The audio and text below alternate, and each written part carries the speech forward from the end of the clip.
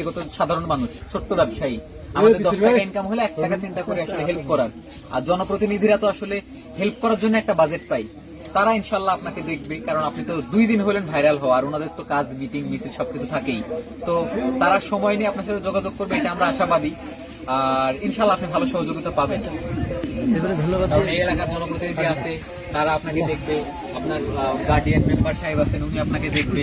আর already তো বাইরে থেকে সহযোগিতা আসা শুরু করবে ইনশাল্লাহ। আমরা আসছি ঢাকা থেকে, দেখবেন অনেক দূর দূর থেকে আপনার লোক চলে আসবে ইনশাল্লাহ। আমি আশা করি নতুন সরকার, নতুন এমপি যদি আমাদের এখানে রাস্তাঘাট করে দেয়, আসলে সুন্দর লাগবে আর কি।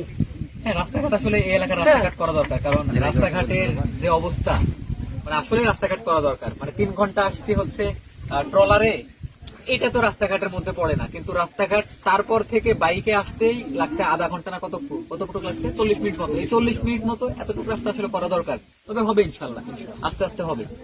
আসলে দেখেন শহরে কিন্তু অনেক আইটেমের গাড়ি চলে, 4 চাকার গাড়ি চলে, অনেক প্রকারের গাড়ি চলে, 3 চাকা 2 চাকার গাড়ি চলে। আসলে আমাদের সব জায়গায় যদি 4 চাকার গাড়ি চলতে পারে, তাহলে আমাদের চর অঞ্চল, বাংলাদেশের চর অঞ্চলগুলা অলিবৃদ্ধি কেন চলে না? আপনাদের এখানেও চলবে, তবে আপনাদের প্রথম যেই মানে মান উন্নয়নের মানে জায়গাটা, সেই জায়গায় হচ্ছে আপনাদের 3 বেলা খাওয়া পড়া করে আগে বেঁচে থাকা এবং শিক্ষার মান উন্নয়ন করা। রাস্তাঘাট ডিপেন্ড করে গাড়ির উপরে, এবং গাড়িও ডিপেন্ড করে রাস্তাঘাটের উপরে। এই দুটাকে ব্যালেন্স করতে হইলে আগে এই যে পিছিয়ে যারা আছেন এদের পড়াশোনা করতে হবে, হ্যাঁ, সবাইকে শিক্ষিত হইতে হবে। তারপরে না এদেরকে হচ্ছে চাহিদা নিতে হবে। 5 জন গাড়ি কিনলেই তখন দেখবেন যে গাড়ি রাস্তা বানানোর চেষ্টা হবে, যার গাড়ি নাই তার রাস্তা বানিয়ে কি হবে। তো আগে শিক্ষিত হইতে হবে, তোমরা সবাই পড়াশোনা করো, শিক্ষিত হও, তারপরে না আস্তে আস্তে তোমাদের এমপি মন্ত্রীরা করে দিবে, ঠিক আছে? আচ্ছা, আলী ভাইকে অনেক অনেক ধন্যবাদ। আমি মনে কি রাস্তা আছে গাড়ি নাই, গাড়ি আছে রাস্তা নাই। Thank you so much. সবাই ভালো থাকবেন। নাগেশ্বরের মানে এটা তো নারায়ণপুর না, নারায়ণপুর। তো নারায়ণপুরের সবাই ভালো থাকবেন। আমার জন্য কিছু করা লাগবে না, শুধু দোয়া করবেন। এটা আমার কোম্পানি, এই কোম্পানির মাধ্যমে আমরা চেষ্টা করি অনেক সময় মানুষকে হেল্প করার।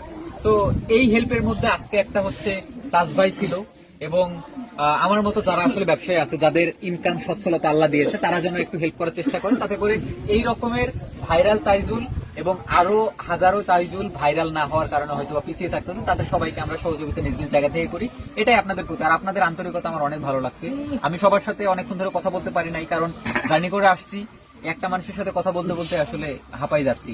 তো সবাই আমার জন্য দোয়া করবেন, ভালো থাকবেন, মানুষটা দিকে খেয়াল রাখবেন, আল্লাহ যেন ওনার সুস্থতা দেয় এবং নিজের জায়গা থেকে যেন একটু পরিবর্তন আনার তৌফিক দেয়। সবাই ভালো থাকবেন, আমাকে দোয়া রাখবেন, ঠিক আছে? আমরাও ওয়ালাইকুম আসসালাম, আমরাও এলাকাবাসীর পক্ষ থেকে আপনাদেরকে অসংখ্য ধন্যবাদ।